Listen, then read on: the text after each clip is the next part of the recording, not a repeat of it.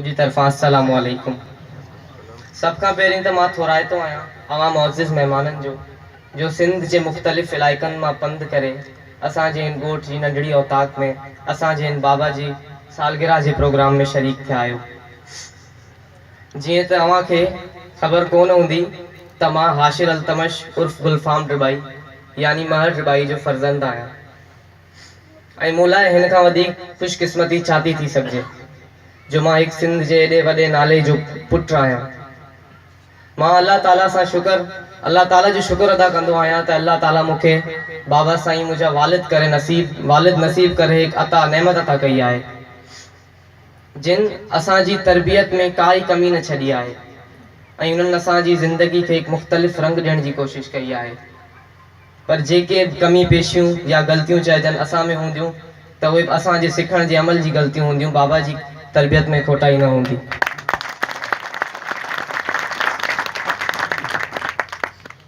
मां ॾाढो बाबा साईं जो बर्दाश्त ॾिसी हिम्मत ॾिसी ॾाढो हैरान थींदो आहियां त जेतिरियूं मुश्किलूं छो न हुजनि, परेशानियूं छो न हुजनि या मसला ई छो न हुजनि, पर बाबा साईं जे चहिरे तां कॾहिं मुर्क वेंदे कोन ॾिठी अथमि ऐं उन्हनि कॾहिं बि का परेशानी असां ताईं ज़ाहिर न थियण ॾी आहे ऐं असांखे ख़ुशहाल ज़िंदगी फ़राहम कई आहे। मूं वटि एतिरा लफ़्ज़ त न आहिनि जो मां बाबा साईं जे बारे में ॻाल्हायां।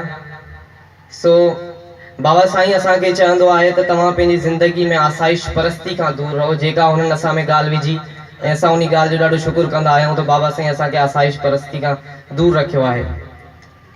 लाख हंसी सही सोहबतें गुलों की मगर ज़िंदगी वो है जो कांटों के दरमियां गुज़री। ऐं मां ॾिठो आहे त जॾहिं बाबा साईं सिंध खे कंहिं ॾुखे वक़्त में ॾिठो आहे त बाबा पंहिंजी जिद्दोजहद कई आहे।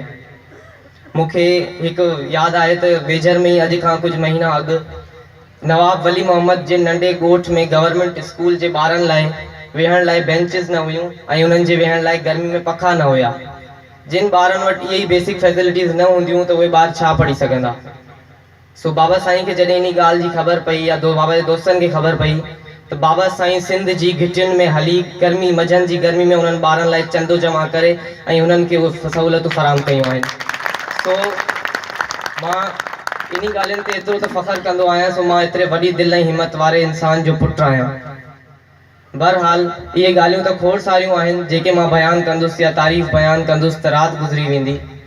बसि मां अल्लाह ताला सां दुआ कंदो आहियां त अल्लाह ताला मुंहिंजे बाबा साईं खे हिकु तवील उमिरि अता करे ऐं खेनि असांजी उमिरि उन्हनि खे अता करे, छो त बाबा साईं जहिड़े माण्हुनि जी सिंध खे तमामु घणी ज़रूरत आहे